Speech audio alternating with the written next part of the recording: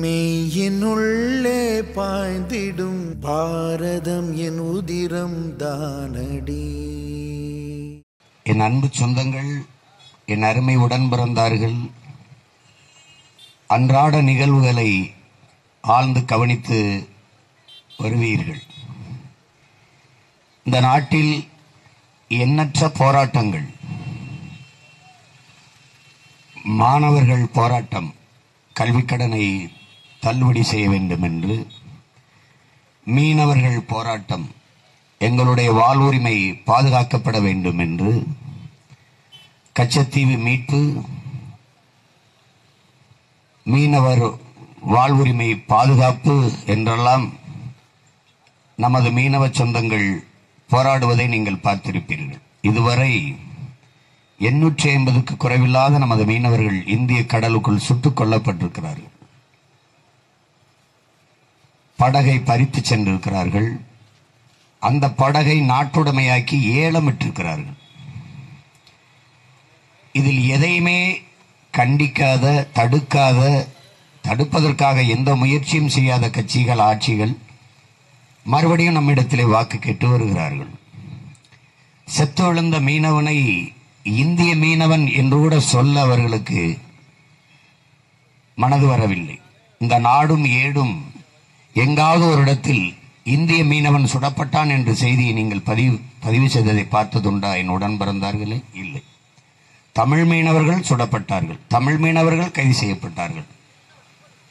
சொந்த நாட்டு மீனவனை, சொந்த நாட்டு மக்களை சுட்டுக் கொள்கிற இராணுவத்திற்கு எந்த நாடாவது பயிற்சி கொடுக்குமா? தரம் மேம்பாட்டு பயிற்சி. சொந்த நாட்டு மக்களை சுட்டுக் கொள்கிற ஒரு நாட்டிற்கு போர்க்கப்பலை பரிசு கொடுக்குமா?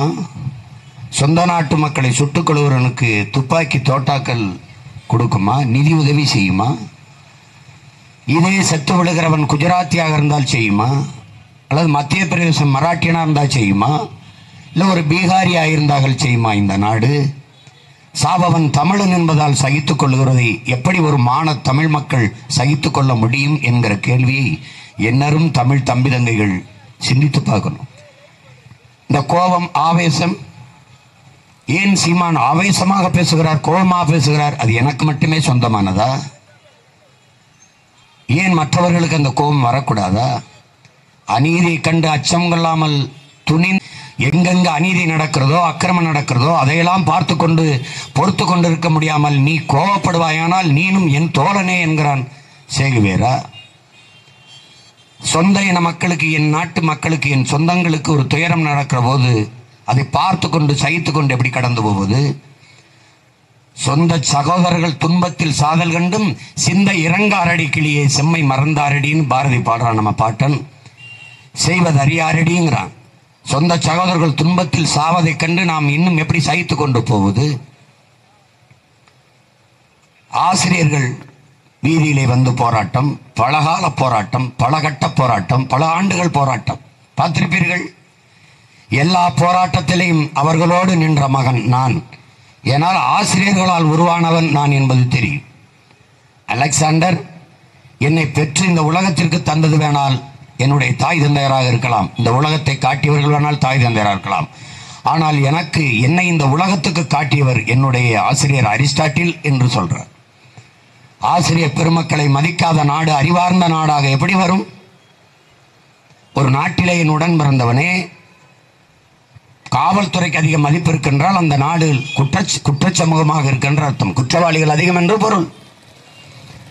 மருத்துவர்களுக்கு மதிப்பு இருக்கிறது என்றால் அந்த நாட்டில் நோயாளிகள் அதிகம் என்று அர்த்தம். அது நோய் மிகுந்த நாடு, ஆரோக்கியமற்ற நாடு என்று பொருள். ஆசிரியர் பெருமக்களுக்கு அதிக மதிப்பு இருக்கிறது என்றால் அந்த நாடு அறிவார்ந்த சமூகமாக வளர்ந்து வருகிறது, ஆகச் சிறந்த அறிஞர்கள் உருவாகி கொண்டிருக்கிறார்கள் என்று அர்த்தம். அந்த ஆசிரியர் பெருமக்கள் வீதியில் நின்று போராடினார்கள். சம வேலை செய்கிறோம், சம ஊதியம் கொடுங்கள் என்று ஒரு பிரிவினர், பழைய ஓய்வூதியத்தையே எங்களுக்கு தொடருங்கள் என்று ஒரு பிரிவினர், எங்களை நிரந்தர பணியாளர் ஆக்குங்கள் என்று ஆசிரியர் பெருமக்களிலே ஒரு குழுவினர், ஒரு பிரிவினர்.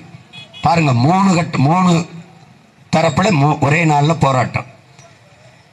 இவர்கள் யாரையுமே நிரந்தர பணிக்கு ஆசிரியர் வேலை என்றால் அது ஒப்பந்த பணியாளராக தான் எடுக்கிறார்கள் இந்த அரசியலாளர்கள். ஏன்? அவன் பணி ஓய்வு பெற்று போனால் என் அன்பு தம்பி தங்கைகளே, அவனுக்கு நிலுவைத் தொகை, பிடித்த பணம், பென்ஷன் கொடுக்கணும், ஓய்வூதியம் கொடுக்கணும். அதுக்கு காசு இல்லை, அதுக்கு காசு இல்லை. ஆனால் 9 லட்சம் கோடி கடன். அது எப்படி வந்தது தெரியாது. கடன் தொகை இவ்வளவு இருக்கென்று சொல்லிவிட்டார்கள். எப்படி எந்தெந்த துறைகளில் ஏன் கடன் வந்தது அதை சொல்ல முடியவில்லை. அப்போ ஒப்பந்த பணியாளர்களாக ஆசிரியர்களை எடுப்பதற்கு காரணம் என்ன என்றால், அவர்கள் பணி நிரந்தரம் பண்ணிவிட்டால் ஓய்வூதியம் கொடுக்கணும். ஓய்வு வரும்போது அரசு பணியாளர்களின் ஓய்வு காலம் என்பது 58 ஆண்டு, 58 வயசு முடியும் போது ஓய்வு பெறணும். தம்பி தங்கி நல்லா தெரிஞ்சுக்கணும். அந்த ஓய்வூதியம் கொடுக்க காசு இல்லை என்று 59வது வயசு வரைக்கும் நீட்டிச்சாங்க. அப்புறமும் காசு இல்லைன்னா 60 வயசு வரை பணியாற்றலாம்ட்டாங்க. இப்போ இந்த 2 ஆண்டு காலம் படித்து முடித்த பிள்ளைகள் வேலை இல்லாமல் காத்துக்கிட்டு இருக்கான். ஏன்னா இவங்களே பணி நீட்டிப்பு செஞ்சதுனால. ஏன் 2 ஆண்டு கால நீட்டிப்பு? ஆசிரியர்கள் மேலே, அரசு பணியாளர்கள் மேலே அக்கறை இல்லை. ஓய்வற்றால் ஓய்வூதியம் கொடுக்க காசு இல்லை.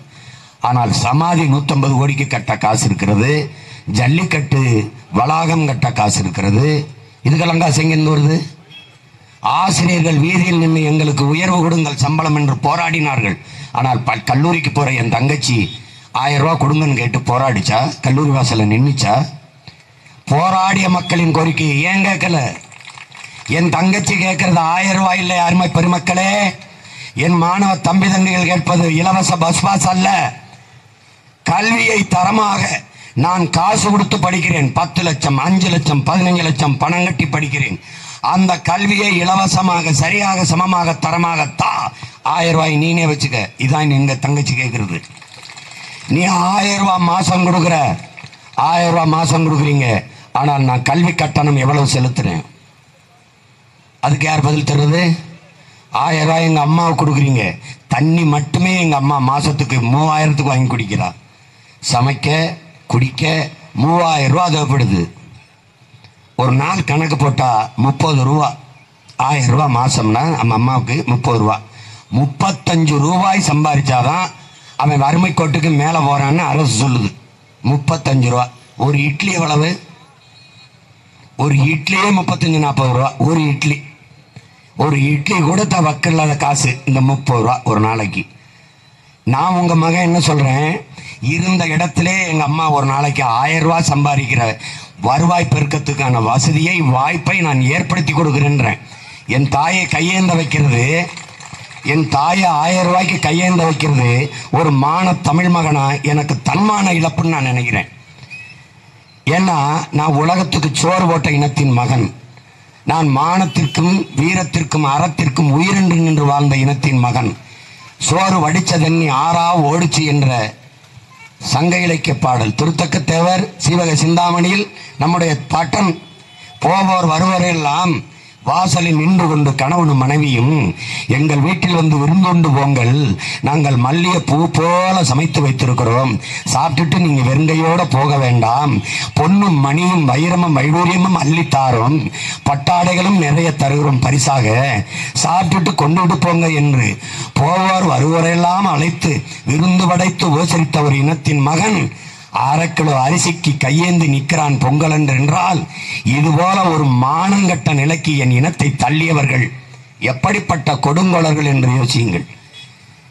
இதுல என்ன கொடுமை?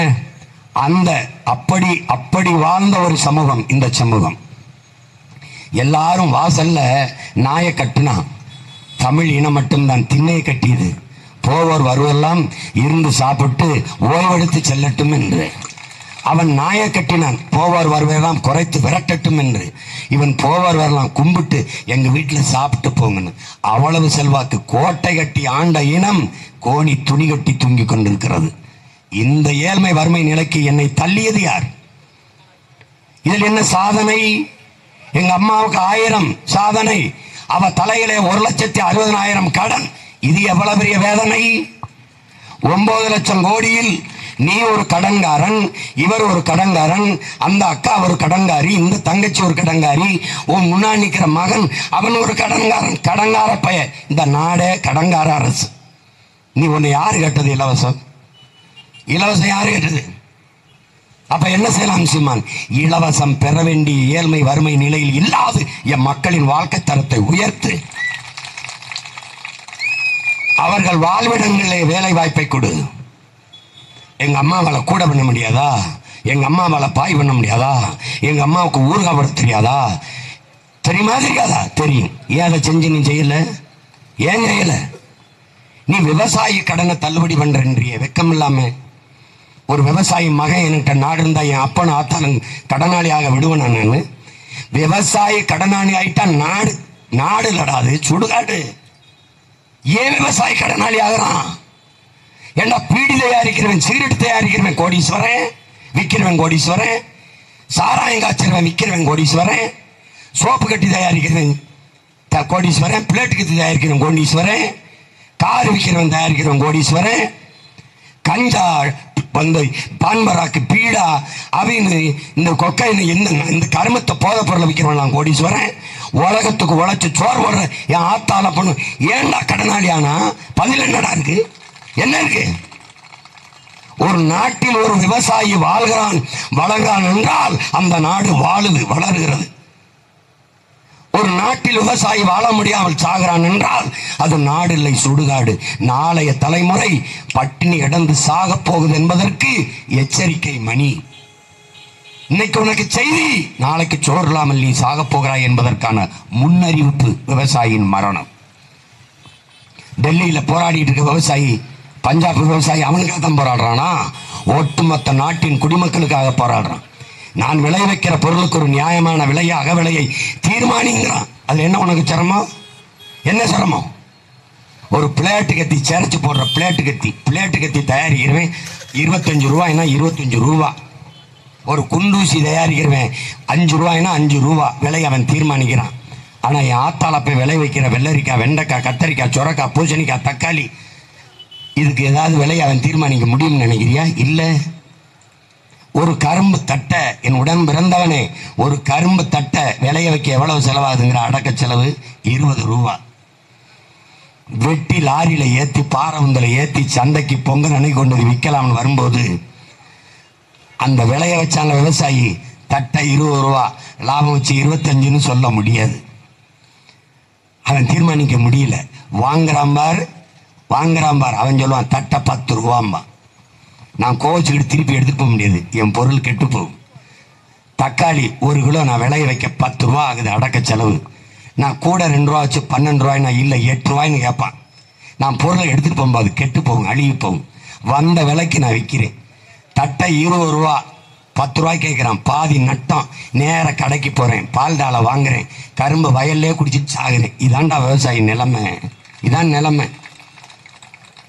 இதை எவனாவது பேச சொல்லு பாப்போம். யாரையாவது பேச சொல்லு. இந்த நிலையை மாற்றுவேங்கிறேன். அதான் அடிப்படை அமைப்பு, அரசியல் மாற்றம். மாற்றத்திற்கான எளிய மக்களின் புரட்சிங்கிறேன். ஆசிரியர் பெருமக்கள் எங்கள் பழைய ஓய்வூதியத்தை கொடுங்கள் என்று போராடினார்கள். அவர்கள் கூட நான் போராடினேன். எதிர்கட்சியா இருக்கும்போது மதிப்புமிக்க ஐயா ஸ்டாலினும் போராடினாங்க. போராடி நான் வந்தால் பழைய ஓய்வூதியத்தை கொடுப்பேன், நான் வந்தால் பணி நிரந்தரம் செய்வேன், நான் வந்தால் சம வேலை, சம வாய்ப்பு, சம ஊதியம் தருவேன் என்றெல்லாம் வார்த்தை கொடுத்தார்கள். 3 ஆண்டுகள் ஆயிடுச்சு, ஒன்னும் செய்யல. இப்ப தேர்தல் வருது. ஆசிரியர் பெருமக்களின் ஆதரவு சீமானுக்கு பெருகுது. அதனால பல ஆயிரக்கணக்கான ஆசிரியர்கள், அவர்களிடம் படித்த மாணவர்கள், அவர்களின் வாக்கு சீமானுக்கு போயிடக்கூடாது. அப்ப என்ன செய்யுது? நான் வந்தால் அது வந்து பழைய ஓய்வூதியத்தை வந்தபோது ஏன் செய்யல? 3 ஆண்டுகளாக ஏன் செய்யல?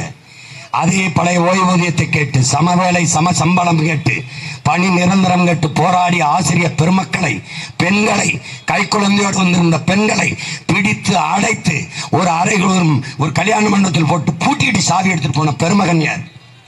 இதே ஸ்டாலின் பூட்டிட்டு போல. என்னை அந்த ஆசிரியர்கள் உள்ள சந்திக்க அவர் கை நீட்டி அண்ணனை உள்ளே அனுப்புங்கள் என்று சொல்ல போது என்னை விட மறுத்து வெளியேற்றினது யார்? நீங்க தானே. இப்போ ஓட்டு பறிமுதல்ட்டு நான் வந்தால் வந்து சரி செஞ்சு உங்களுக்கு பழைய ஓய்வூதியம். இன்னும் இந்த பசப்பு இனிப்பு வார்த்தைகளை நம்புகிற கூட்டம் என்று இதை நம்பினீர்கள் என்றால் பெருத்த ஏமாற்றத்தை சந்திப்பீர்கள் பெருமகனே, பெருத்த ஏமாற்றத்தை சந்திப்பீர்கள். சொல்வதற்கு செய்வதற்கு தகுதி இருக்கிற ஒரு பிள்ளை நாங்கள் தான், நாம் தமிழர் கட்சி பிள்ளைகள் தான். நாங்க வரல. நான் வந்தால் பழைய ஓய்வூதியம், சம வேலை சம சம்பளம், பணி நிரந்தரம். எனக்கு தெரியும் ஆசிரியர் யார் என்று. என் தாய் என்னை 10 மாதம்தான் உயிர் கருவறையில் சுமந்தால் உலகத்தீரே. என்னை 20 ஆண்டுகள் அறிவு கருவறையில் சுமந்தது ஆசிரியர் பெருமக்கள் என்கிற அந்த புரிதல் எனக்கு இருக்கிறது. என்னை என் தாய் தந்தையர் இந்த உலகத்தை காட்டினார்கள். இதுதான் மகனே உலகம், இதுதான் மகனே உன் உறவு, இதுதான் உன் அண்ணன், இதுதான் உன் தம்பி, இதுதான் உன் மாமா, இதுதான் உன் பெரியப்பா, இதுதான் உன் தாத்தா, இதுதான் உன் பாட்டி, இதுதான் உன் ஊர் என்று சொல்லிக் கொடுத்தவர், உலகத்தை காட்டியவர் என் தாய் தந்தையாக இருக்கலாம். ஆனால் இவன்தான் சீமான் என்று உலகத்துக்கு காட்டிய பெருமக்கள் என்னுடைய ஆசிரியர் பெருமக்கள். இவன்தான் அலெக்சாண்டர், இவன்தான் பிளாட்டோ, இவன்தான் மார்க்ஸ், இவன்தான் லெனின், இவன்தான் ஏங்கல்ஸ், இவன்தான் பகத்சிங் என்றெல்லாம் சாதித்த பெருமக்களை இந்த உலகத்திற்கு காட்டியவர்கள் ஆசிரியர் பெருமக்கள், அறிவுப்பால் ஊட்டிய பெருமக்கள். அவர்களை வீதியில் நின்று போராட விட்டு ஆசிரியர் பெருமக்கள் வீதிக்கு வந்துட்டால் அந்த சமூகம் எவ்வளவு கொடுமையான சமூகம். உலகத்துக்கு சோறு போடுற விவசாயி வீதிக்கு வந்துட்டால் அது நாடா? மருத்துவர்கள், உயிர் காக்கும் மருத்துவர்கள், கொரோனா நேரத்திலே என் அன்பு தம்பி தங்கைகளே, என் அருமை பெற்றோர்களே, மருத்துவர்கள் எல்லாம் உங்களுக்கு கடவுள்களாக தெய்வங்களாக தெரிந்தார்கள். செவிலியர்கள் பத்தல, பணியில் இருந்த செவிலியர் போக அவசரமாக செவிலியர் தேர்வு பண்ணி இந்த கொரோனா நேரத்தில் மருத்துவத்திற்கு செவிலியரை பணிக்கு அமர்த்தினீர்கள். கொரோனா முடிந்த பிறகு பணி நிரந்தரம் செய்வோம் என்று உறுதியளித்தீர்கள். ஆனால் அந்த மருத்துவர்கள் போராடினார்கள். சம்பள உயர்வு கேட்டு, பணி நிரந்தரம் கேட்டு போராடினார்கள். செவிலியர்கள் எங்களுக்கு பணி நிரந்தரம் என்று சொன்னீர்களே, எங்களை பயன்படுத்தி கொரோனா நேரத்திலே உயிர்கொல்லி நோய் எங்கள் உயிரை பயன்படுத்தாமல் சேவை செய்தமே. அன்னைக்கு எல்லோரும் அன்னை தெரேசாக்களாக தெரிந்தார்கள். என் மக்களுக்கு வெள்ளுடை வரித்த செவிலியர் சேவை பெண்கள் எல்லாம் தேவதைகளாக தெரிந்தார்கள். மருத்துவர்கள் கடவுள்களாக தெரிந்தார்கள். கொரோனா நோய் தொற்று குறைந்தவுடன் அவர்கள் தொல்லைகளாக, துயரங்களாக இந்த ஆட்சியாளர்களுக்கு தெரிந்தார்கள். அத்தனை மருத்துவரும் செவிலியரும் போராடினார்கள். அந்த போராட்டத்தில் பங்கேற்ற மகன் நான் என்கிற உரிமையிலும் உணர்விலும் பேசுகிறேன். எல்லோரும் வீதியில் வந்து போராடினார்கள். போக்குவரத்து தொழிலாளர்கள், ஓய்வற்ற தொழிலாளர்கள் வீதியில் வந்து போராடினார்கள். ஒரு நாள் 2 ஆண்டு இல்லை, ஒவ்வொரு ஆண்டும் போராடுகிறார்கள். காரணம், அவர்களுடைய சம்பளத்தில் பிடித்த பணம் ஓய்வூதியம் 7000 கோடிக்கு மேலே. அந்த 7000 கோடியை எங்களின் நிலுவைத் தொகை, எங்களின் பிடித்த பணத்தை எங்களுக்கு கொடுங்கள் என்று கேட்டு போராடினார்கள். அந்த காசு எங்க? இந்த காசு எங்க? யார் தின்னு ஏப்பமிட்டது? பதில் இல்லை. போராடுகிற போராட்டக்காரர்களை ஒடுக்குவது, வழக்கு போடுவது, காலத்தை நீட்டிப்பது, கடத்தி விடுவது, இதிலேயே இந்த அரசு கவனமாக இருந்ததை ஒழிய அதை கவனத்தில் எடுத்து தீர்க்க எந்த முயற்சியும் எடுக்கல. யார் காசு? அவன் காசு, அவன் சம்பள காசு, அவனுக்கு கேட்க உரிமை இல்லையா? அந்த போக்குவரத்து தொழிலாளர்கள் வீதிக்கு வந்து போராடினார்கள்.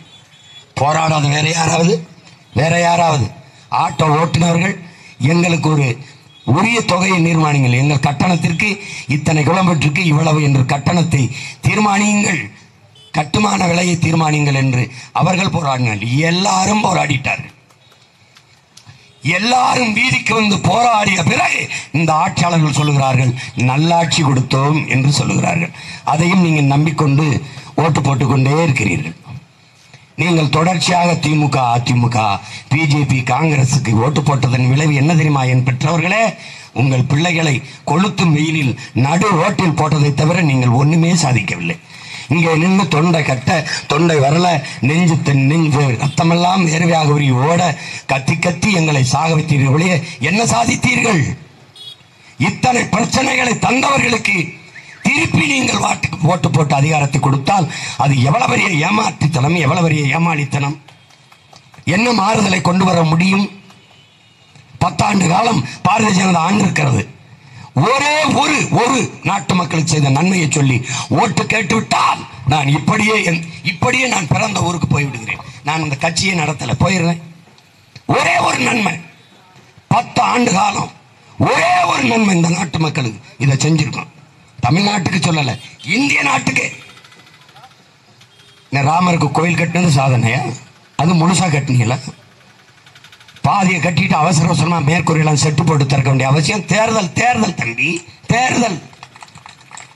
எரிகாற்று உருளையில அவசர அவசரமா 200 ரூபாய் குறைக்க வேண்டிய தேவை என்ன? தேர்தல் தம்பி, தேர்தல். 74 ஒப்பந்தம் 76 கொடுக்கப்பட்ட கச்சத்தீவை நாங்கள் வந்தால் மீட்போம் என்கிற நாடகம் எதற்காக? தேர்தல் தேர்தல் தேர்தல். பிகாஸ் எலெக்ஷன் எலெக்ஷன் தேர்தல். எங்கே எங்கே மக்களுக்கான அரசியல் இருக்கிறது? கட்சி அரசியல், தேர்தல் அரசியலை தவிர இந்த கட்சிகள் 50 ஆண்டுகளில் செய்த மக்கள் அரசியல் ஒண்ணு சொல்லு, ஒன்னே ஒண்ணு. ஒருத்தர் வந்து சொல்லு, இல்ல பொது விவாதத்துக்கு என்னோட தர்க்கஞ்சி வா. எந்த தொலைக்காட்சிக்கு நான் வரணும்? எந்த பொது மேடையில் பேசுவது? ஒருத்தர் சொல், ஒரு நன்மை சொல்லு, ஒரு நன்மை. ஆந்திர காட்டுக்குள் எங்களை செம்மரக்கட்டையை வெட்ட வந்தவன் சுட்டு போட்டு செத்து கிடந்தான். கட்டையிலும் நம்பர், செத்து கிடந்த தமிழன் ஒவ்வொருத்தன் காலிலும் நம்பர். என்னை கட்டளவுக்கு ஒரு மரக்கட்டைக்கு இருக்கிற மதிப்பு இந்த மனித உயிருக்கு இல்லை என்றால் இது என்னடா நாடு? அங்க ஒரு காட்டுக்குள்ள மயிலை சுட்டுருக்க முடியுமாடா? ஒரு மானை சுட்டுருக்க முடியுமா? ஒரு காட்டு எருமைய ஒரு வரையாட சுட்டு போட்டுட்டா விட்டுருவியா? 20 மான தமிழ் மக்களை சுட்டு போட்ட அவன் செம்மரக்கட்டையை வெட்ட வந்தான்னு ஏதாச்சும் கண்டுபிடிச்ச? ஏதாவது ஆவணம் இருக்கா? இது இருக்கா? எங்கேயோ கொண்டுட்டு காட்டுகள் வந்து செம்மரக்கட்டையை பக்கத்தில் ஒரு படுக்க வச்சு படத்தை எடுத்து வெளியிட்டேன். எவன்டா கோபப்பட்டேன்? கருணாநிதி கொந்தளிச்சாரா? ஜெயலலிதா கொந்தளிச்சாங்களா? வேடிக்கை. என சாபவன் தமிழன், நாட்டின் பிரதம அமைச்சர். இது கொடுஞ்செயல், இதை வன்மையா கண்டிக்கிறேன். ஒரு அறிக்கை நீ படிச்சியா? படிச்சிருக்கியா? ஒரு படிச்சிருக்கியா? 840 மீனவன் சுடப்படும் போது அது தவறு, இந்த செயல் கண்டிக்கிறதுக்கு படிச்சிருக்கியா? பெரும் வெள்ளத்தில் நீ சிக்கி செவந்த தூத்துக்குடி, சென்னையில எல்லாம் நம்ம மக்கள் இந்த இயற்கையின் பேரிடருக்கு நான் வருந்துகிறேன். மக்கள் அந்த துயரத்திலிருந்து மீண்டு வர நான் என்னால் இயன்ற உதவியை நான் செய்வேன். பிரதமர் அறிக்கை விட்டு நீ படிச்சியா? ஒருத்தன் சொல்றா. அப்புறம் காவிரி நதி தஞ்சாவூர்ல வாழ்ற விவசாயிக்கு மட்டுமா? தமிழனின் உரிமை. பாதி தமிழ்நாடு காவிரி நதி நீரை நம்பி இருக்குது, குடிநீருக்கு. பெற்றுத்தர துப்புள்ள ஒரு சொட்டு தண்ணீர் கிடையாது தமிழருக்கு. கொடுக்க நாங்கள் என்ன முட்டாளா அப்படின்னு கேட்டவனுக்கு 10 சீட்டு கொடுத்த கட்சிக்கு எதுக்குடா ஓட்டு போடுற? ஒரு சொட்டு தண்ணி இல்ல, ஒரு ஓட்டு உனக்கு இல்லை என்ற முடிவை நீ எடுக்கல. நீ உண்மையிலே மான தமிழச்சி மாறல பால் குடிச்சு வளர்ந்தியா? நீ உன் உடம்புல நல்ல தமிழ் ரத்தம் ஓடுதா? சூடு சொரணை இருக்குதான்னு ஒரு தடவை சொரிஞ்சு பார். ஏன் உனக்கு கோவம் வர மாட்டேங்குது? இதையே நான் மற்ற மாநிலங்கள் சொன்னா ஒருத்தன் ஓட்டு போடுவானா? சொல்லு பாப்போம். கன்னடர்களுக்கு ஒரு சொட்டு, ஒரு யூனிட் மின்சாரம் நான் தர முடியாதுன்னு சொல்ல எவ்வளவு நேரம் ஆகும்? அது மத்திய அரசு இருக்கு, மயிர அரசு கிட்ட இருக்கு. ஏன் இந்த நதியை பொதுமையாக்கி எல்லாருக்கும் பிரிச்சு கொடுக்க முடியாதா? எல்லா வளங்களும் என்னுடையது எல்லாருக்கும். அவரவர் நீர்வளம் அவரவருக்கே. எங்கடா இருக்கு இறையாண்மை? எங்க இருக்கும் தேசப்பற்று? எங்க இருக்கும் தேச ஒற்றுமை? காங்கிரஸ் தர முடியாது என்கிறது பாரதிய ஜனதாவின் கருத்து. என்ன அதிலே? மேகதாதுவில் அணை கட்டுவேன் என்கிறது காங்கிரஸ். அதுல பாரதிய ஜனதாவின் கருத்து என்ன? என்ன கருத்து இருக்கு? பாகிஸ்தான் பக்கத்து நாடு, பசுமாடு, ஜெய் ஸ்ரீராம் கோஷம், பாரத மாதாக்கு ஜெய். இதை தவிர பாரதிய ஜனதாவுக்கு ஏதாவது சொல்றா? ஒன்னு சொல்றா, பாகிஸ்தான் மட்டும் பக்கத்து நாடாலேனா இவனுக்கு நோ பாலிடிக்ஸ். பசுமாடு. ஆனால் ஒன்று தெரியுமா உனக்கு? ஆண்டு ஒன்றுக்கு 24 லட்சம் டன் மாட்டுக்கறியை ஏற்றுமதி செய்யற நாடு உலகத்தில் India. Beef export Hindustan is number 1. சொன்னது யாரு? மோடி. ஊரானுக்கு ஊட்டி விடுவேன், ஊரானுக்கு போய் இப்படி ஊட்டி விடுவேன். உள்ளவன் சாப்பிட்டாக கொன்னுடுவேன். நீ பெரிய ஆண்மகன் தானே, வீரன் தானே. அமெரிக்க அதிபர் ட்ரம்ப் வரும்போது 7 வகையில் மாட்டுக்கறியை சமைச்சு எதுக்கு வைத்தீர்கள்? இல்லைங்க, நாங்க மாட தெய்வமா வணங்குறவங்க, உங்களுக்கு நான் மாட்டுக்கறி சமைச்சு வைக்க முடியாது. அவனுக்கு மட்டும் வெரைட்டி 7 வெரைட்டிஸ் தான் சாப்பிட்டு பாருங்க. 7 வகை மாட்டுக்கறி. ஏழை வாழை நாங்க சாப்பிட்டோம்னா கொன்னே வருது. டே பைத்தியக்கார பயில, முதல்ல என் உணவை முடிவு செய்யடா.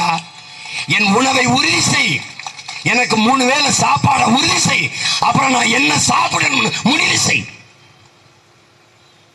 இரவு உணவில்லாமல் என் நாட்டு குடிகள் படுக்க செல்ல மாட்டார்கள் என்கிற உறுதியை இந்த பிரதம வேட்பாளர் சொல்ல முடியுமா? இந்த காங்கிரஸ், இந்த பிஜேபி பல கோடிக்கணக்கான பச்சிளம் குழந்தைகள் பசியோடு உறங்க செல்கிறார்கள். இனி இந்த தேசத்தில் அது நடக்காது சொல்ல முடியுமா? உன்னால முடியுமா? அப்புறம் சும்மா கதை. மாட்டுக்கறி ஏற்றுமதி செய்து இந்தியா எந்த நாட்டுக்கு? அவ்வளவு இஸ்லாமிய கிறிஸ்தவ நாடு. அவன் காசு இனிக்கும், ஆனா இங்க இருக்கிறவங்க பாகிஸ்தானுக்கு ஓடணும். இவனுக்கு என்ன தெரியுமில்ல? காஷ்மீர்ல இருக்க முஸ்லீம் இந்தியன் இங்க வந்துரு, இந்தியாவுக்குள்ள இருக்கிற முஸ்லீம் பாகிஸ்தானுக்கு ஓடு. இவனுடைய பாலிடிக்ஸ், பொலிட்டிக்கல் ஸ்டேட்டஸை பத்தி எப்படி பதில? இதுதான் இவன் நிலைமை. இவங்கெல்லாம் ஒழிக்காம நீ ஒண்ணும் பண்ண முடியாது. இவனுக்கு கோட்பாடே கிடையாதுங்க. இஸ்லாமியரை அடிச்சு வெட்டிடணும், கிறிஸ்தவரை வெட்டிடணும். கிறிஸ்தவரை சொல்ல முடியாது, ஏன்னா 150 லட்சம் கோடி உலக வங்கியில கடன் வாங்கியிருக்கான். அந்த வங்கி அவன் தான் வச்சிருக்கான். கொண்டே வருவேன். இந்த இஸ்லாமிய அப்ப இந்த பாகிஸ்தான் பங்களாதேஷ்ல சண்டியர்த்தனம் பண்றது, நீ ஆவுன்னா பாகிஸ்தானை மிரட்டுறது. அருணாச்சல பிரதேசம் என்னதுங்கிறான் சீனா. உங்க நெஞ்ச நிமித்தி அப்படி அப்படி அப்படி காட்டி விடுங்களேன், காட்டி விடுங்களேன்.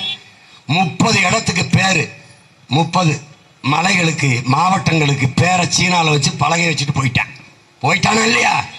பாரு இருக்கு பாரு. ஏன் நீ பெரிய வீர மகன், ஏய் தொட்டு பாரு சொல்ல வேண்டியதானே? ஏன்னால உண்மையிலேயே மிலிட்டரி வச்சிருக்கான்,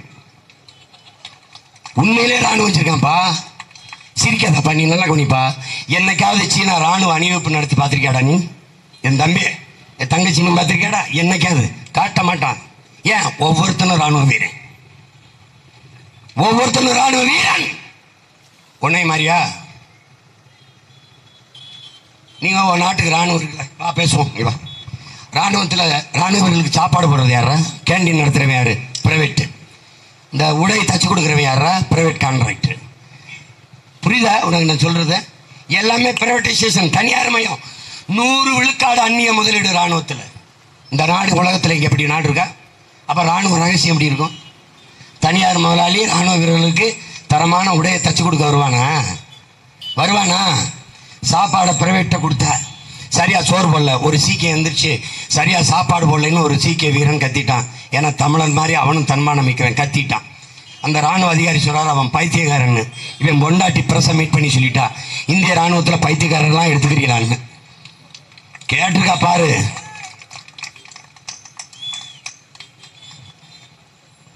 இந்த போர் விமானம் ரபேல் எங்க வாங்கின? பிரான்ஸ்ல. பீரங்க எங்க வாங்குற? இஸ்ரேல்ல. துப்பாக்கி எங்க வாங்குற? ரஷ்யால. எந்த நாட்டோட சண்டை போட்டு என்னை காப்பாற்ற போற? ஏண்டா அடுத்த வீட்டில் அருவாங்கி வாங்கிட்டு வந்துட்டு யாரோட யாரை சண்டை போட்டு என்னை காப்பாற்றுவ? எம்பிட்டு பெரிய இந்த தங்கவேல் ஐயா இந்த இதில் கல்யாண பரிசில் இன்டெலிஜென்ட்லிம்பர், இந்த மாதிரி இவங்க பயங்கரமான இன்டெலிஜென்ட்லி கோஷ்டிவிங்க. இவங்கள மாதிரி கொடுங்கோலங்க உலகத்தில் நீ பார்க்க முடியாது. எல்லாத்தையும் மறைப்பான். இப்போ ஊழலை ஒழிக்கிறேன், லஞ்சத்தை ஒழிக்கிறேன். அந்த எலக்ட்ரல் பாண்டு தேர்தல் பத்திரத்தில் 6600 கோடிக்கு மேலே காசு எங்கெங்கே இடி ரைடு அமலாக்கத்துறை ரைடு போச்சோ அந்த முதலாளிகிட்டெல்லாம் காசு வாங்கியிருக்கு பிஜேபி. ஆனால் பேச சொல்லு, நாங்கள் ஊழலை ஒழிப்போம், லஞ்சத்தை ஒழிப்போம். அதற்காகத்தான்டா உங்களை ஒழிக்கணும்னு நினைக்கிறோம். அதுக்காக தான் உங்களை ஒழிக்கணும்னு நினைக்கிறோம். இந்த நிற்கிற கோஷ்டி புறம் பாரு, 3 கோஷ்டி. திமுக ஒரு கோஷ்டி, அதிமுக ஒரு கோஷ்டி, பிஜேபி கோஷ்டி. இதுல எந்த கோஷ்டி சரியான கச்சேரி கோஷ்டி? பூரா கச்சேரி தான். இதுல யாரு நியாயவான்? இதுல யாரு நேர்மையாளன்? யாரு நேர்மையாளன்? யாரு புதுசா ஆட்சிக்கு வர போறது? பல முறை அதிகாரத்தில் ஆண்டு இருக்கீங்க. ஒரு நல்லது ஏதாவது ஒன்று இந்த நாட்டு மக்களை பற்றி, நாட்டு மக்களின் நலத்தை பற்றி, நல்ல காற்று கிடைக்கணும், என் பிள்ளைகளுக்கு தூய குடிநீர் கிடைக்கணும், நஞ்சில்லாத உணவு கிடைக்கணும், ஏதாவது. சரி விடுவோம், நாடு பெரிய நாடு. பிஜேபி காங்கிரஸ் 2 பேரும் ஆண்டிருக்காங்க. 20 ஆண்டுகள், 10 ஆண்டு. மன்மோகன் சிங் 10, இவர் ஒரு 10. விடு. விதை வச்சிருக்கியா? விதை வச்சிருக்கியா? 130 கோடி மக்களை கொண்ட நாடு. உணவுப் பொருளுக்கு, உணவு தேவைக்கு பெரிதொரு நாடை சார்ந்திருப்பது மாதிரி கொடுமை எங்கேயாவது உண்டா? வெங்காயம் இருந்துச்சு அவனுக்கிட்ட. எந்த நாட்டில இருந்து இறக்குமதி செஞ்ச? பாலைவன நாடு எகிப்திலிருந்து இறக்குமதி செஞ்ச. இதுக்கு பால்டால குடிச்சு ஆகலாம். இவ்வளவு பெரிய மனித உழைப்பு, நிலம், வளம் எல்லாம் இருந்து அற்ப வெங்காயத்தை விளைவிக்க முடியல. கடைசியா தக்காளி, எவனை பார்த்தாலும் தக்காளி தக்காளி தக்காளி தக்காளின்னு கத்திட்டு இருந்தான். ஒரு தக்காளி விளைவிக்க முடியல. அப்போ விதை இல்லை உனக்கிட்ட. எங்க இருக்கு? சின்சாண்டோ, மேன்சாண்டோ நிறுவனத்திட்ட வித்துட்டான், அமெரிக்க நிறுவனத்திட்ட. விதை எடுத்துட்டா சரா நீட்டுன்னு வச்சுட்டு இல்லடா. இந்த நீட்டு தேர்வை நடத்துறது யாரு சொல்லு சொல்லு. நீட்டு தேர்வை நடத்துறது இந்தியாவில் இருக்கிற யார்? அரசா? அரசு நடத்துதா? உன் நாட்டு தரமான மருத்துவனை உருவாக்க அரசு முயற்சிக்குதா? இல்ல. அமெரிக்காவில் இருக்கிற ப்ரோ மெட்ரிக்ங்கிற தனியார் நிறுவனம் தேர்வு இங்க நடத்துது. அமெரிக்கனுக்கு எதுக்கிட்ட தமிழ் இந்திய நாட்டில் மருத்துவ மாணவனை தேர்வு செய்யற தேவை அவனுக்கு எதுக்கிட்ட வருது? ஏன்னா இந்த நாட்டில் உன் மாணவனுக்கு தேர்வை நடத்த முடியாத உனக்கு எதுக்குடா தேர்தல்? உன்னால நேர்மையை நடத்த முடியாது, அமெரிக்க முதலாளி தான் நடத்துவான் என்றால் நீ எப்படி தேர்தலை நேர்மையை நடத்துவ சொல்லு? எப்படி நடத்துவ சொல்லு? எப்படி நடத்துவ? எங்களை போல எளிய பிள்ளைகள் உழைக்கும் அடித்தட்டு மக்கள் இருந்து உண்மை நேர்மையாக இந்த மண்ணுக்கு உழைக்கணும். இந்த பணநாயகத்தை வீழ்த்தி தூய ஜனநாயகத்தை மலர செய்யணும் வர்ற பிள்ளைகள் குரவழிய பிடிக்கிற, அழுத்துற, காலை இழுத்து பின்னுக்கு விடுற, அச்சுறுத்துற, மிரட்டுற, வழக்க போடுற, எங்கடா இருக்கு ஜனநாயகம்? எப்படா வரும்? இப்ப நானும் போயிட்டேன், இன்னொரு தலைமுறையில் எவன்டா வருவான் துணிஞ்சு? நீ சிறையில் போடுவேன்னு நினைப்ப. நான் சிறையில் இருந்து வெளியே வந்து கட்சி ஆரம்பிச்சேன். புதுசா நம்ப போறது இல்ல. தமிழ்நாட்டில் ஒரு அரசியல் தலைவனுக்கு நெஞ்சத்தட்டு சொல்ற, ஒரு அரசியல் தலைவனுக்கு 136 வழக்கு இருக்கிற ஒரு அரசியல் தலைவர் சொல்றான். தமிழ்நாட்டில் யாருக்கு அது? என் மேல 136 வழக்கு போட்ட பெருமக்கள் யார் தெரியுமா? இந்த 3 கோஷ்டி தான். நான் செஞ்ச தவறு என்ன தெரியுமா? இவங்களை எதிர்த்து பேசினதுதான். இதுதான். இப்ப ஏன் தனியா நிக்கிறேன்? எதுக்காவது பயந்து பேசுறேன்னா அவர் கோச்சு பாரு, இவர் ஓட. இப்ப ஒண்ணுல நீ என்ன பாரு, என்னைய மாதிரி என் பிள்ளைகள் மாதிரி துணிஞ்சு இந்த அரசு செய்த அநியாயங்கள் அக்கிரமங்களை ஏதாவது ஒரு கட்சியை பேச சொல்லு. பேச முடியாது. திமுக வந்து 1000 ரூபாயை தவிர எதையும் பேசுறது. 1000 ரூபா தான். 1000 ரூபா கொடுத்தோம். ஆமா, எங்க அப்பா விட்டு பரம்பரை சொத்தை வித்துவிட்டு நாங்க சேமிச்சு வச்சோம். நாங்க சேர சோழ பாண்டியர் வம்சம், அதனால எங்க ராஜ்யத்தை வித்துவிட்டு மக்களுக்கு 1000 கொடு. அம்பிட்டு இருந்த 1000 ரூபாய் காசு எது? 1000 ரூபா. யோசிச்சு பாரு, இதுல இழக்கிற பணம் என்ன? எங்க அம்மா கடிச்ச 1000 ரூபா. விவசாயத்துக்கு ஆள் கடிச்சிடா என்னை பெத்த ஆத்தா எங்க அம்மா. 2 ஏக்கரை ஒரே நாள்ல அர்த்தம்டா. இன்னைக்கு 1 ஏக்கரை 7 நாள்ல இருக்கிறோம்டா. எப்படா விவசாயி வாழ்வேன்? 100 நாள் வேலை திட்டம், 100 நாள் வேலை திட்டம், 100 நாள் வேலை திட்டம்னு சொல்லாத வெக்கமா இருக்கு. சும்மா இருக்க காசு, சும்மா இருக்கிற திட்டம் அப்படின்னா சொல்லு. வேலை திட்டம்னு சொல்லாத வெக்கமா இருக்கு. ஒரு அடிப்படை மூளை என்ற உறுப்பு இருக்கிறவன் சிந்திப்பாங்க. மனித அறிவாற்றல், உடல் ஆற்றல், உழைப்பில் ஈடுபடுத்தி உற்பத்தியை பெருக்கிற நாடு வாழும் வளரும். சும்மா இருக்கா சார், சோம்பி உட்கார்ந்து பல்லாங்குழி ஆடு, சீட்டாடு, ஒருத்தர் தலையில ஒருத்தர் பேன் பார்த்துக்கிட்டு நல்லா ஒருத்தர் மடியில் ஒருத்தர் பாடு, நேரம் முடிஞ்சா புட்டாமாசி அடிச்சுக்கிட்டு சீவிட்டு வீட்டுக்கு வா. இதுக்கு ஒரு 100 நாள் வேலை, இதை 150 நாளா கூட்டுறது, அதுக்கு 400 ரூபாயா கொடுக்கறது. சீமான் சொல்றான் பாரா, விவசாயி மகன் சொல்றான் பாரு, என்ன பண்ணலாம்? 100 நாள் வேலை திட்டம் வச்சுக்க, 200 நாள் கூட கொடு வச்சுக்க. அங்கங்க ஆபீஸ போடு. கிராம பஞ்சாயத்து தலைவர் யாரு? பிரசிடண்ட், அவர் போடு. இல்லை அங்கே யாரு மாமன்ற உறுப்பினர், அவர் போடு. ஒரு ஆபீஸ போடு. அங்கே 100 நாள் வேலை திட்டம் பதிவு பண்ணி வை. நான் வாரேன், சம்சாரி விவசாயி வாரேன். எனக்கு கரும்பு வெட்டா 50 பேர் தேவைப்படுது, 50 பேர். கருதற்க 200 பேர் தேவைப்படுது, 200 பேர். நான் பதிவு பண்ணிடுறேன். காலையில வண்டி எடுத்துட்டு வந்துடுறேன், கூட்டிட்டு போறேன். கூட்டிட்டு போய் என் வயல்ல கருத இருக்கிறேன், கரும்பை வெட்டுறேன், வாழைத்தார வெட்டுறேன். கரை ஏறும்போது 500 ரூபாய் கையில கொடுக்குறேன். அவன் நேரம் ஆபீஸ் வரட்டும், நீ 400 ரூபாய கொடு, 900 ரூபாய் எடுத்து வீட்டுக்கு போகட்டும். உழைப்பு, அவன் ஆற்றல் உழைப்பில் ஈடுபடுத்தப்பட்டுருச்சு, உற்பத்தி பெருகிருச்சு, விவசாயம் வாழ்ந்துருச்சு, வறுமை ஒளிஞ்சிருச்சு, நாடு வாழ்ந்துரும்டா. அதை விட்டு சும்மா இருக்கா சார். இப்ப இந்த 100 நாள் வேலை திட்டத்துக்கு சம்பளம் போட காசு இல்லை. உண்மையிலே காசு இல்ல. கொஞ்ச நாள்ல பிச்சுட்டு ஓட பரம்பரை. இப்ப இந்த ஆண்டு பிறந்து 37,000 கோடி கடன் வாங்கியிருக்கு திமுக. எதுக்கு கடன்?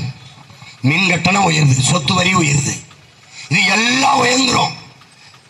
பருப்பு விலை உயர்ந்துடும், அரிசி விலை உயர்ந்துடும், பால் விலை உயர்ந்துடும், எல்லாம் உயர்ந்துடும். 1000 ரூபாய்.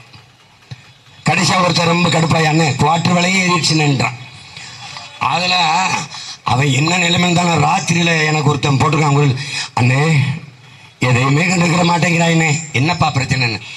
என்னென்ன இப்படி ஒரு பொட்டலம் கஞ்சானே எங்களுக்கு முதல்ல 1000 ரூபாய்க்கு விட்டுச்சுன்னு, இப்போ 9,000 ரூபாய்னே, நாங்கெல்லாம் எங்கேன்னு போறதுன்னு கேட்கிறேன். இதுக்கு ஒரு குரல் கொடுத்து நீ கொடுத்தா தானே குறைப்பாங்க. எங்கு பார்த்தாலும் போத உன்னால நம்ப முடியுதா? பள்ளிக்கூடத்தில் என்னுடைய தம்பி தங்கைகள் என்னுடைய உடன் பிறந்தார்கள் பேராசிரியர்களாக ஆசிரியர்களாக பணி செய்கிறார்கள். என்னிடத்தில் அவங்க கண்ணீர் விட்டு கதறி அழுதது, அண்ணே பிள்ளைகள் அந்த அபின் அந்த கொக்கைன் இதை பயன்படுத்தி இந்த ஸ்டாம்ப் மாதிரி ஒன்று இருக்குன்னு நாக்கில் ஒட்டிக்கிட்டது. எல்லா பிள்ளைகளும் போதை மயக்கத்திலே வகுப்பில் உட்கார்ந்துருக்கிறத பார்க்கும்போது வேலையை விட்டு வேற வேலைக்கு போயிடலாமான்னு வருதுன்னு. எப்படியாவது இதை தடு தயவு செய்து தடுங்கிறார். எங்க போய் தடுக்கிறது?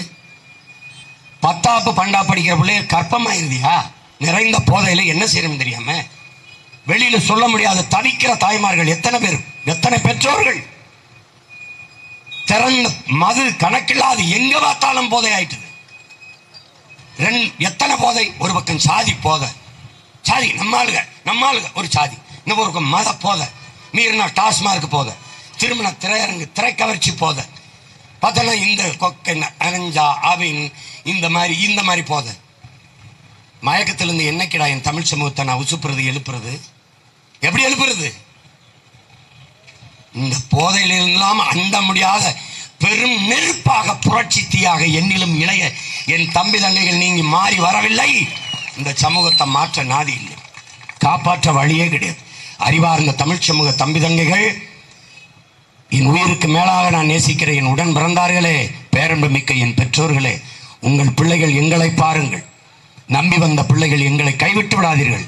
எங்களை விட்டுவிட்டால் இன்னொரு தலைமுறை இந்த மண்ணுக்கு மக்களுக்குமாக போராட வர வேண்டும் என்கிற நம்பிக்கையற்று போவார்கள். எங்களை வெல்ல வையுங்கள். ஏற்கனவே எல்லாருக்கும் வாய்ப்பு தந்து விட்டீர்கள், ஒரு வாய்ப்பை எங்களுக்கு கொடுங்கள். இந்த வேலூர் மண்ணிலே திக்கிற என் தம்பி பொறியாளர் மகேஷ் ஆனந்த் அவர்களுக்கு நீங்கள் மாய்க்கு சின்னத்தில், இந்த ஒளிவாங்கி சின்னத்திலே வாக்கை செலுத்துங்கள். குறிப்பாக இஸ்லாமிய பெருமக்கள் திமுக தான் பாதுகாப்பு என்று நம்பி, என்ன பாதுகாப்பு? 35 வருடமாக இஸ்லாமிய சிறைக்கிலே வைத்து பாதுகாப்புதான் பாதுகாப்பா? என்ன பாதுகாப்பு? யாராவது ஒரு இஸ்லாமிய பெருமக்கள், அது சார்ந்த தலைவர்கள், இஸ்லாமிய மக்களுக்கென்று கிறிஸ்தவ மக்களுக்கென்று திமுக தன் ஆட்சி காலத்தில் செய்த ஒரே ஒரு நன்மையை உங்களால் சொல்ல முடியுமா? இல்லை. முதலாக தமிழ்நாடு சட்டசபையிலே இஸ்லாமிய தீவிரவாதிகள் என்ற வார்த்தையை பதிவு செய்த பெருமகன் ஐயா கருணாநிதி அவர்கள் தான். நான் யார்? நான் அல்லாவென்று அழைப்பதற்கு முன்பே அம்மாவென்று அழைத்தவன் என்ற கண்ணியமிக்க காகிதமில்லத் என்ற தாத்தாவின் பேரன். என்னரும் தமிழ் மக்களே, இன பற்று கொள்ளாதீர்கள், இன உணர்வு கொள்ளாதீர்கள், இன வெறி கொள்ளுங்கள். இல்லை என்றால் நீங்கள் ஆளப்படுவீர்கள், ஒருபோதும் ஆளமாட்டீர்கள் என்ற புரட்சிகர முழக்கத்தை முன்வைத்த பழனி பாபா என்ற அந்த புரட்சியாளனின் உடன் பிறந்தவன், என்னை அவன் வழித்தடத்தில் பயணித்து வருகிற ஒருவன். இந்த எளிய மக்களை நீங்கள் ஏறிட்டு பாருங்கள். எத்தனை காலத்திற்கு எங்களை புறந்தள்ளி நிராகரிப்பீர்கள்? எத்தனை காலத்திற்கு? அவர்களெல்லாம் வென்றால் வழக்கமான ஒரு நிகழ்வு. உங்கள் பிள்ளைகள் நாங்கள் வென்றால் வரலாற்றில் பெரும் மாற்றம், புரட்சி. விடுதலைக்காக சிப்பாய் கழகத்திலே புரட்சி செய்த என் இன மக்கள், அதே ஒரு பாரம்பரியம் பெருமை மிக்க மண்ணிலே இருந்து உங்கள் பிள்ளை கேட்கிறேன், ஒரு புரட்சிகர அரசியல் மாறுதலை இந்த நிலத்தில் நிகழ்த்துங்கள்.